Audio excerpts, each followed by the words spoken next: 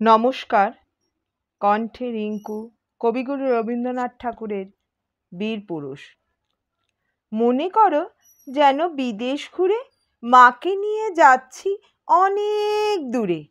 তুমি যাচ্ছ পালকিতে মা চড়ে, দরজা দুটো একটুকু ফাঁক করে। আমি যাচ্ছি রাঙা ঘোড়ার পরে, টক বগিয়ে তোমার পাশে পাশে। রাস্তা থেকে ঘোড়ার খুঁড়ে খুঁড়ে রাঙা ধুলোয় মেঘ উড়িয়ে আসে।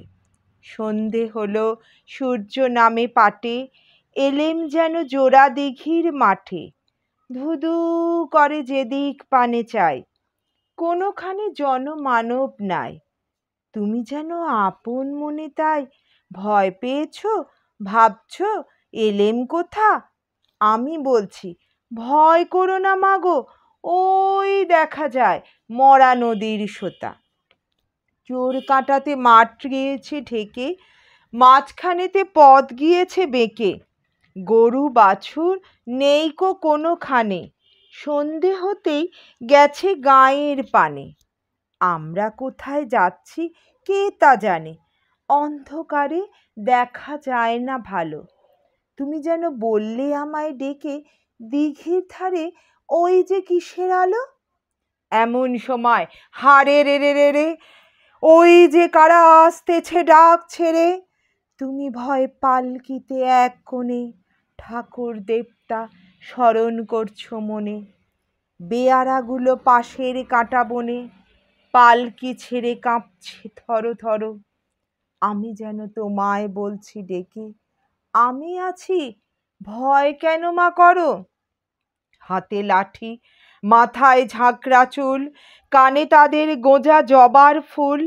আমি বলি দাঁড়া, খবরদার, এক পা কাছে আসিস যদি আর, এই চেয়ে দেখ আমার তলোয়ার, টুকরো করে দেব তোদের সেরে।